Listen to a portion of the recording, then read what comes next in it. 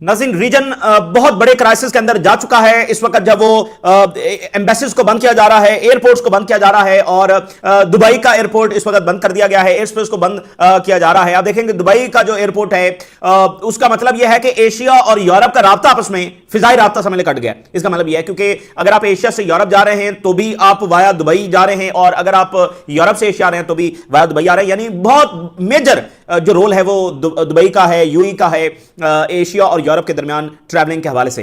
तो पहली बार यह है कि ये एयरपोर्ट बंद हुआ है, तो ये 24 घंटे ये अफोर्ड नहीं कर सकते, ठीक है ना। बड़ा मुश्किल हो जाएगा कि 5-7 दिन 10 दिन अपनी एयर स्पेस को बंद करना, अपने एयरपोर्ट्स को बंद करना। और फिर इन मुल्कों की इकोनॉमीज क्या है, ये कोई साइंस और टेक्नोलॉजी यहां पर बना रहे हैं, इनकी इकोनॉमी इसी तरह से चल रही है, ठीक है ना। और फिर सेफ्टी सिक्योरिटी ये इसी के लिए मशहूर है। और तो यहां पर बैठकर ये कोई आर्टिफिशियल इंटेलिजेंस या कोई तजुर्बात या साइंस और टेक्नोलॉजी तो प्रोड्यूस नहीं कर रहे हैं। तो यह बहुत बड़ा क्राइसिस है कि एयर स्पेसेस भी बंद हो गई हैं और अभी जंग को 24 घंटे भी नहीं हुए हैं, और फिर बेसेस भी अंडर अटैक आ चुकी हैं और एयरपोर्ट्स भी जब वो बंद हो गए। और अगली खबर आप सुन लीजिए, स्ट्रेट ऑफ हॉर्मुज़ भी बंद हो गया। एक के बाद अब एक खबर है, ज़ाहिर आतिफ फिशान जब वो फट चुका है, कुछ भी हम एक्सपेक्ट करेंगे और मामलात बहुत तलख, बहुत गंभीर और बहुत ही खौफनाक होते चले जाएंगे।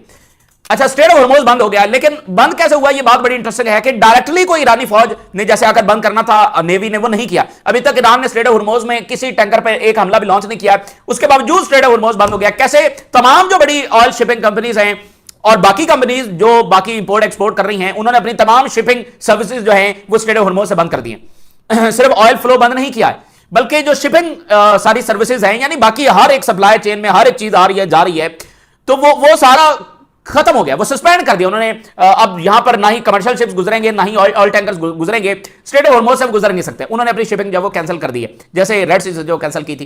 तो अब ये गल्फ कंट्रीज के लिए, मिडिल ईस्ट के लिए बहुत बड़ा मसला है कि उनकी सप्लाई लाइन तो यहीं से आ रही थी, सिर्फ ऑयल नहीं आ रहा था और जा रहा था, सारी बाकी सप्लाई भी तो यहीं से आ रही थी। तो वो इस वक्त जब वो बंद हो गया, अभी तो ईरान ने हमला करना है, उससे पहले ही ये सारा कुछ जब हो चुका है। और कल को अगर मामलात यहां पर न्यूक्लियर वॉर के मुतालिक चले गए, न्यूक्लियर वॉर यहां पर छिड़ गई, तो फिर क्या होगा? देखें, पहली बार ऐसा हो रहा है कि इजराइल को आगे से टक्कर दी जा रही है। 12 दिन की जंग में एक जंग रुक गई ना, लेकिन यहां पर तो ये फैसला कुन जंग जब नजर आ रही है। तो अगर इजराइल को मेजर डिफीट होती है तो इजराइल न्यूक्लियर इस्तेमाल करेगा, तो फिर उसका क्या सिनेरियो है। और अगर यहां पर काफी ज्यादा अमेरिकी कैजुअलिटीज हो जाती हैं तो अमेरिका न्यूक्लियर जब इस्तेमाल कर सकता है। तो इसलिए इस जंग के हवाले से हर कोई मना कर रहा था, रीजन मना कर रहा था, अमेरिकन अवाम मना कर रहे थे, एक्सपर्ट्स मना कर रहे थे कि इस जंग में डिस्ट्रक्शन के सिवा कुछ भी नहीं निकलेगा। लेकिन ट्रंप साहब को जो है वो खुश करना था, वो कहते बेबी को जो है वो बॉम्ब पसंद है, ठीक है ना। तो जो बीबी यहां पर इन्होंने बिठाया हुआ है नेतन्याहू, उसको जब वो बॉम्ब पसंद है, वरना ट्रंप तो यहां एक फेस सेविंग लेकर जब वो निकल सकता था। जो ईरानियंस कंसेशंस दे रहे थे, ये एक बड़ी अच्छी फेस सेविंग जो वो ट्रंप के लिए हो सकती थी और वो यहां से विड्रॉ कर सकता था, लेकिन बहरहाल बेबी को जो है वो बॉम्ब पसंद है। अच्छा, तो अब ईरान ने नए हमले लॉन्च कर दिए हैं, और ये बात बड़ी इंपॉर्टेंट है कि ईरान उनसे ज्यादा हमले कर रहा है। ईरान ने बेसिस पर भी नए हमले जब लॉन्च किए हैं, इजराइल की तरफ भी इनकी जानब से ज्यादा हमले जब लॉन्च किए जा रहे हैं, और स्ट्रेट ऑफ हॉर्मुज़ की बंदिश के बाद आ रहा है, ऑयल प्राइसेस जब ऊपर जाने वाली हैं। इराक की रेजिस्टेंस सामने आ गई है, एक तो कताइब हिजबुल्लाह वो सामने आ गए हैं, इराक के अंदर कुछ और रेजिस्टेंस तंजीमें भी हैं, वो भी सामने आ गए। उन्होंने कहा बहुत जल्द हम अगले 24 घंटों के अंदर अंदर अपने हमले जब शुरू कर देंगे। लेकिन इसके साथ साथ उन्होंने कहा है कि हम ऑयल टैंकर्स के ऊपर भी हमले शुरू करेंगे। अमेरिकी जो ऑयल कंपनीज हैं वो इराक के अंदर मौजूद हैं, तो इन्होंने कहा है इराकी रेजिस्टेंस ने कि हम उन अमेरिकन कंपनीज और उनकी जो शिपिंग है उसको भी निशाना बनाएंगे। तो ट्रंप को किसी ने बहुत धक्का दिया है, नेतन्याहू ने धक्का दिया, और बहुत बड़ी ये मिस्टेक है, अपने इत्तेहादियों को मुश्किल में डाल दिया है, अमेरिकी मफादात को मिडिल ईस्ट के अंदर वो जो है वो अनसेफ कर दिया है, और जितनी बड़ी इकोनॉमिक कॉस्ट चुकाना पड़ेगी वो ये एम्पायर जो वो अफोर्ड नहीं कर सकता, और जो अपनी क्रेडिबिलिटी है उसका बिल्कुल तिया पांचा जो वो कर दिया। और ईरानियंस ने ये कहा है कि आगे चलकर हम वो वेपन इस्तेमाल करेंगे, ट्रंप के नाम उन्होंने ये पैगाम जारी किया, आगे चलकर हम वो वेपन इस्तेमाल करेंगे जो ना दुनिया ने देखे हैं ना सुने हैं। ये ईरान ने ट्रंप को जब वो मैसेज दिया है, यानी आज के उनके बड़े तबाहकुन वेपन है, वो कह रहे हैं नहीं, इससे भी बड़े वेपन जब वो जिनके बारे में अमेरिका जानता भी नहीं है कि वो हमारे पास हैं, लेकिन वो हमारे पास हैं, और आगे चलकर जब वो हम उसको इस्तेमाल करने जा रहे हैं। और ईरान की लीडरशिप को, ऑफिशियल्स को निशाना बनाया गया है, लेकिन सुप्रीम लीडर और ईरान के सदर और ईरान के फॉरेन मिनिस्टर जो हैं वो उन पर असैसिनेशन अटेम्प्ट्स जब वो फेल हैं, और ईरान के फॉरेन मिनिस्टर के राब्ते सबसे हो रहे हैं। रशिया के फॉरेन मिनिस्टर ने ईरान के फॉरेन मिनिस्टर को कॉल की है, ठीक है ना, और उसमें मुकम्मल सपोर्ट की यकीन दहानी करवाई गई। और रशिया की जो न्यूक्लियर एजेंसी है, न्यूक्लियर कंपनी है जो सारा न्यूक्लियर प्लांट्स बनाती है और सारा, उसने खबरदार किया कि ईरान की न्यूक्लियर साइट्स के ऊपर जो अटैक ना किया जाए। और रशिया ने कहा है कि एक रैकलेस एग्रेशन है और ये पूरे रीजन को बड़ी जंग की तरफ जो वो धकेल देगा। अच्छा, और एमबीएस के राब्ते हो रहे हैं, कुवैत के साथ राब्ता हुआ है, कतर के अमीर के साथ राब्ता हुआ है, तो एमबीएस के राब्ते इस वक्त हो रहे हैं। अच्छा, ये तमाम सूरत हाल आपके सामने शेयर करेंगे। नाज़रीन, दो चीजें, एक खबर ये थी कि वॉल स्ट्रीट जर्नल जो है, वॉल स्ट्रीट जर्नल ये कहा था कि ट्रंप पहले एक लिमिटेड स्ट्राइक करेगा, यह आज से हफ्ता 10 दिन पहले खबर है। तो इस वक्त अगर हम देखें तो ये लिमिटेड स्ट्राइक ही है जो ईरान पर की गई है, यानी बड़ा हमला है। लेकिन अगर हम इसको इराक और अफगानिस्तान और वियतनाम के साथ कंपैरिजन करें तो अमेरिकी हमले जब शुरू होते हैं तो वो रुकते नहीं है। यहां पर अमेरिका ने हमला किया, उसके बाद एक पूरी इसरार खामोशी है। तो लिमिटेड स्ट्राइक, और उसमें यह देखा जाना था कि ईरान के मसल्स कितने स्ट्रांग है, ईरान उसका रिस्पॉन्स कितना ज्यादा देता है। तो अमेरिका ने एक हमला किया, उसके बाद जब वो खामोश है, तो अब आज की रात और अगले 24 घंटे बड़े फैसलाकुन होंगे कि ये जंग किस डायरेक्शन के अंदर जा रही है। इस वक्त भी एफर्ट्स हो रही हैं कि अब इसको यहीं पर रोक लिया जाए, लेकिन ज़रा रुकेगी कैसे, क्योंकि ट्रंप के पास कोई फेस सेविंग तो नहीं है। लास्ट टाइम तो उसके बाद ये फेस सेविंग थी कि उसने हमला किया और कहा कि न्यूक्लियर साइट्स तबाह हो गई हैं। तो अब यानी कि वो तो उसने खुद जंग को लीड किया है। लास्ट टाइम उसने कहा था कि मुझे तो पता ही नहीं है, तो यहां पर उसके लिए फेस सेविंग ये थी कि मुज़ाकरात कर लेता। अब उसने हमला लॉन्च कर दिया है, तो इसलिए अब एक हमला किया गया है, लिमिटेड अटैक, मतलब बड़ा हमला है, लेकिन मुसलसल तो हमले नहीं हो रहे ना। तो अमेरिका किस चीज का इंतजार कर रहा? एक तो यह बात है कि आज रात पता चलेगा और अगले 24 घंटों के अंदर सूरत हाल जब वो मजीद वाजे होगी कि जंग किस डायरेक्शन के अंदर जब वो जा रही है। अभी तक ईरान ने भी ऑल आउट रिस्पॉन्स उस तरह से तो नहीं किया है कि हजारों मिसाइल चला दी हो या सैकड़ों चला दी हो। स्ट्रेट ऑफ हॉर्मुज़ भी खुद ही बंद हो रहा है, और अभी हिजबुल्लाह नहीं आई है, यमन उस तरह से नहीं आया है, इराक की रेजिस्टेंस उस तरह से नहीं आई है, और ईरान कह रहा है कि अभी हमारे पास वो वेपन्स हैं जो हमने चलाने हैं। अच्छा, तो ये एक बात है, एमबीएस के राब्ते हो रहे हैं और ये गल्फ रियासतें जो है ये कैसे अप्रोच करेंगी ये देखना है। और दूसरी बात ये है कि अगर ईरान इन बेसिस पर अटैक ना करे तो कहां करे, यानी अमेरिका ने ईरान पर अटैक किया है तो ईरान जवाब में कहां अटैक करे, बताइए भाई। क्या मेनलैंड अमेरिका पर जाकर ईरान अटैक करे? बेसिस पर ही अटैक करेगा ना। तो अगर आगे से ये मुल्क कहें कि ये हमारे ऊपर अटैक है तो ये बिल्कुल एक ऐसी बात है कि जिसको मतलब आप लॉजिकली कैसे मानेंगे कि भाई ईरान अमेरिका पर जवाब कहां दे? बेसिस पर ही देगा ना। तो बेसिस जहां जहां पर होंगी वहां वहां पर जवाब जब वो जाएगा। तो अगर कोई चीज होनी चाहिए थी तो वो ये होनी चाहिए थी कि इनको दो टोक अंदाज में ये मुल्क अमेरिका को कहते हैं कि भाई हमारी बेसिस जब इस्तेमाल ना की जाए, और अमेरिका को आ जाता कि ईरान के ऊपर अटैक ना किया जाए। अच्छा, अब मिलिशिया जो अंदर एक नेटवर्क इजराइल और अमेरिका ने बनाया था वो कब ये करेंगे, उसको एक्टिव करेंगे। और भी स्कूल के ऊपर ईरान में जो अटैक हुआ है कुछ देर पहले, उसमें 51 से ज्यादा बच्चे जब वो शहीद हुए हैं। तो यहां पर एक मंसूबा यह भी है कि स्टूडेंट्स को खड़ा किया जाए, डिस्टेबलाइज करने के लिए स्टूडेंट्स को जब वो खड़ा किया जाए, ठीक। और स्कूल के ऊपर जब अटैक किया गया तो ये काफी यानी कि बड़ी बड़ी भयानक सूरत हाल है, ठीक है ना, ईरान को डिस्टेबलाइज करने के हवाले से। और रीजन इज ऑन फायर है, रीजन इज ऑन फायर है जनाब अली। स्ट्रेट ऑफ हॉर्मुज़ से अगर हम देखें तो major oil companies have suspended their shipments through the strait of Hormuz. उन्होंने खुद ही अनाउंस कर दिया कि हम तो आ ही नहीं रहे, वो ईरान को अभी जरूरत ही नहीं है। और ये अमेरिका ईरान से कैसे स्ट्रेट ऑफ हॉर्मुज़ खुलवाएगा ये मुझे बताइए। अभी ईरान ने कुछ किया भी नहीं है और वो बंद हो गया, तो वो कैसे रोके, ईरान को कैसे रोकेंगे? और ये 5 दिन यूएई और गल्फ ममालिक जो है वो अपनी एयर स्पेस और एयरपोर्ट्स को कैसे बंद रखेंगे? सऊदी अरेबिया की एयर स्पेस बंद है, उनके एयरपोर्ट्स बंद हो रहे हैं, कैसे अफोर्ड करेंगे मुझे बताइए? कतर कैसे अफोर्ड करेगा? और ऑयल नहीं जाएगा, कैसे अफोर्ड करेंगे? तो रीजन के खिलाफ एक बड़ी साजिश जो है वो अमेरिका और इजराइल की जानिब से की गई है। अच्छा, इकोनॉमिक टाइम्स लिख रहा है कि ईरान वॉर्स ऑयल डिसरप्शन में हैव बिगन, डिसरप्शन शुरू हो गई है। Bloomberg, oil tankers avoiding vitals Hormuz straight after US bombs Iran. यानी अगर गल्फ स्टेट्स ये अप्रोच लेती हैं कि भाई ईरान ने उनके मुल्कों के ऊपर अटैक कर दिया है, बिल्कुल खसारे वाली अप्रोच होगी। मुझे बताइए कि ईरान के ऊपर अटैक हो गया है एक मुल्क को तबाह करने के लिए, उनको लिबिया बनाने के लिए। और आपको पता है इराक में कितने लोग मारे गए? 1 मिलियन। और सीरिया में 7.5 लाख लोग मारे गए। तो ईरान में भी तो लाखों लोगों को मार देना चाहते हैं। तो फिर उसको ऐसा तबाह करना चाहते हैं कि 1 सेंचुरी तक ईरानियन जब उठ ना सकें। मुझे बताइए ईरान के पास क्या ऑप्शन है कि ईरान चुप करके जब बैठा रहे और ईरान कहे कि अच्छा जी ये अमेरिकी बेसेस हैं, ये तो कतर में हैं, अब हम कतर में कैसे अटैक करें? ये नहीं होता है, ठीक है ना। सवाल अगर होना चाहिए तो उन मुल्कों के ऊपर होना चाहिए जिन्होंने ये अमेरिका को बेसेस देकर बैठे हुए हैं। और अगर देकर बैठे हैं तो वो फिर इन मुल्कों की सेफ्टी और सिक्योरिटी के लिए होना चाहिए, ना कि इन बेसेस ये इस्तेमाल हो दूसरे मुल्कों पर अटैक करने के लिए, ब्रदर हुआ ऐसे मुल्कों पर अटैक करने के लिए बेसेस इस्तेमाल हो। अगर इन बेसेस से जंगी तैयारे नहीं भी उड़ रहे हैं तो भी यहां पर जो सिस्टम्स हैं, जो रडार्स लगे हुए हैं, जो लॉजिस्टिक सपोर्ट है, जो इंटेलिजेंस सपोर्ट है, उसके बगैर तो अमेरिकी मिलिट्री मशीनरी ऑपरेट ही नहीं कर सकती है। अभी कतर में जो है वो ईरान ने बड़े एडवांस लेवल के अमेरिकी रडार जो है तबाह कर दिए हैं अमेरिकी बेस के ऊपर। इनका काम यह है कि बैलिस्टिक मिसाइल्स को ये ट्रैक करते हैं। तो इधर से अगर ईरान मिसाइल लॉन्च कर रहा है इजराइल के ऊपर, तो कतर में मौजूद ये रडार्स पहले इजराइल को बता देते हैं कि ईरान ने मिसाइल लॉन्च कर दिए। तो इन बेसिस के बगैर तो अमेरिकी मिलिट्री मशीन ऑपरेट ही नहीं कर सकती। तो ईरान के ऊपर जुल्म हो रहा है, ज्यादती हो रही है, उसको तबाह किया जा रहा है।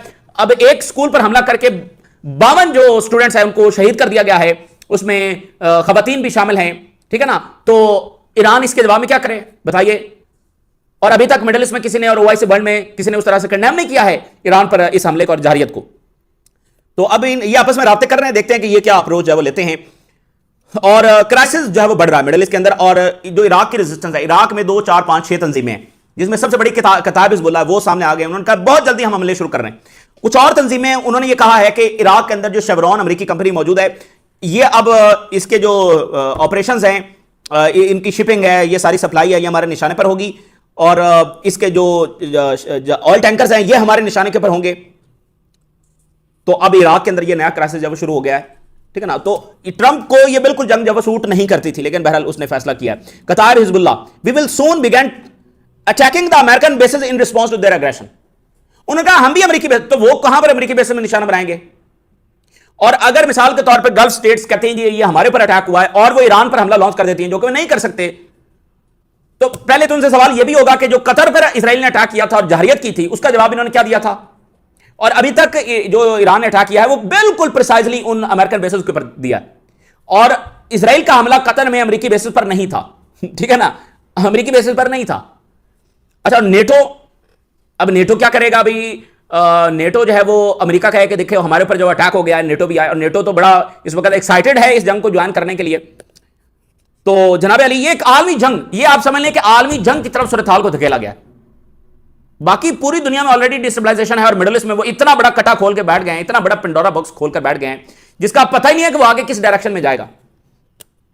और बहरीन के अंदर अमेरिका अपनी एम्बेसी क्लोज कर रहा है, यानी सिफारत खाने बंद हो रहे हैं, एयरपोर्ट्स बंद हो रहे हैं, तिजारती रास्ते बंद हो रहे हैं। और एम्बेसीज का बंद होना एक सिंबॉलिक अंदाज में, देखिए कि एम्बेसीज तो जंगे रुकवाने के लिए काम करती हैं। जब एम्बेसीज ही बंद हो रही हैं तो फिर छोड़ें क्या यहां पर डिप्लोमेसी होगी। और ईरान ने अब यह कहा है कि attack on Israel and American bases and interest across the region will continue without stopping. अब वो अमेरिका में क्या मिस्टीरियस खामोशी है, उससे हटकर ईरान ये कह रहा है कि अमेरिका की बेसिस और अमेरिकी इंटरेस्ट ये हमारे निशाने पर हैं और इन पर मुसलसल हम हमले जारी रखेंगे। यानी अब अमेरिकी इंटरेस्ट क्या है, मिसाल के तौर पे उनकी ऑयल कंपनीज हैं, ये भी अमेरिकी इंटरेस्ट है। कहीं पर उनके दूसरे जो है वो एसेट्स मौजूद हैं, ठीक है ना। इंटरेस्ट तो फिर बहुत वाइडर चीज है ना, इंटरेस्ट में तो हर चीज इंटरेस्ट है। तो ईरान कह रहा है कि हाँ हमारे मुसलसल हमले जारी, यानी बेसिस के ऊपर मुसलसल ईरानी हमले जारी रहेंगे। जो गल्फ में बेसिस पर अटैक हुआ है वो एक बार नहीं है, मजीद होंगे। और इस वक्त जब ईरान एक बार फिर हमले लॉन्च कर भी दिए, एक और वेव जो है वो लॉन्च की गई है, खासकर यूई के अंदर।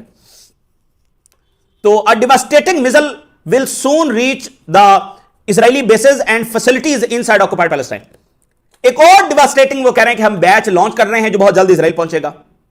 अच्छा, इजरायली आर्मी ये बता रही है कि इनकमिंग बैराज मिसाइल, अब कुछ ईरानी जो मिसाइल हैं इस वक्त फिजा में हैं और वो इजराइल की तरफ जा रहे हैं।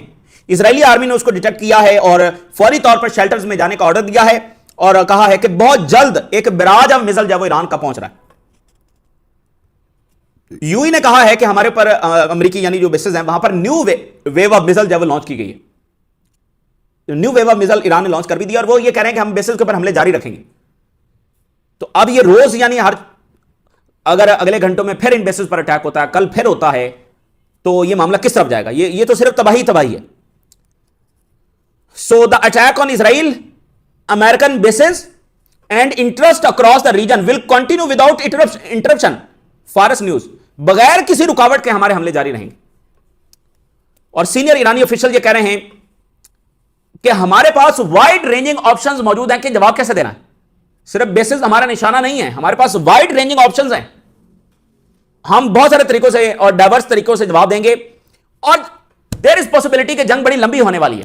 देखिए, ईरान के पास ये कैपेबिलिटी है कि वो इस जंग को प्रोलॉन्ग ले जाएगा, लंबा खींच लेगा। और ये ट्रंप अफोर्ड नहीं कर सकता जो वहां पर ये वोट लेकर आया कि जंगें रोकनी है। और सुबह शाम इसको आप देखें, पिछले 1 साल से ये लगा हुआ है, मैंने ये जंग रोक दी, मैंने वो जंग रोक दी, मैं अमन का प्यामर हूं, मुझे नोबेल पीस प्राइज क्यों नहीं देते। और आखिर में क्या किया है, दुनिया को आलमी जंग की तरफ धकेल दिया। और ये जो ईरान का क्राइसिस है और जो फलस्तीन का क्राइसिस है, उसमें भी आप देखिए कि ट्रंप का किरदार है। पिछली टर्म से लेकर यरूशलेम को दारुल हुकूमत बनाया इसराइल का, ईरान के साथ न्यूक्लियर डील की, और आज हालात यहां पर है। तो ये शख्स, हम पहले से ही कह रहे थे कि ये कितना अजीब है कि ये इतना ज्यादा दावा कर रहा है कि मैं अमन का प्यामर हूं। कोई अमेरिकी सदर इतना दावा नहीं करता मैं अमन का प्यामर हूं। ये इतना ज्यादा क्यों दावा कर रहा है? क्योंकि उसको बहुत सारी जंगें छेड़नी और एक बयानिया बनाकर जब रखना है।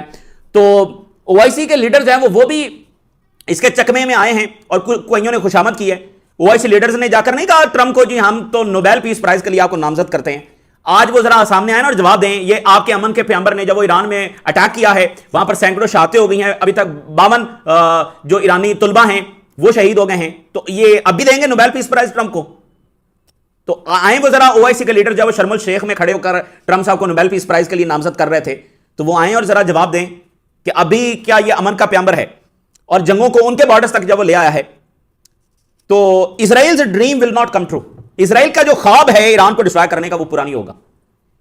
देखिए ना, बात यह है कि ईरान पर हमला हो चुका है। क्या जब इराक पर भी हमला हुआ था या अफगानिस्तान पर अटैक हुआ था, तो क्या आगे से यह जवाब आ रहा था? बात तो मतलब सब अपनी जाने बचाकर जब वो भाग रहे थे। तो यहां पर तो मामले कुछ और, ईरान की स्टेटमेंट्स आ रही हैं, उनके फॉरेन मिनिस्टर सबसे राब्ते में हैं, आगे से मिसाइल लॉन्च हुए जा रहे हैं।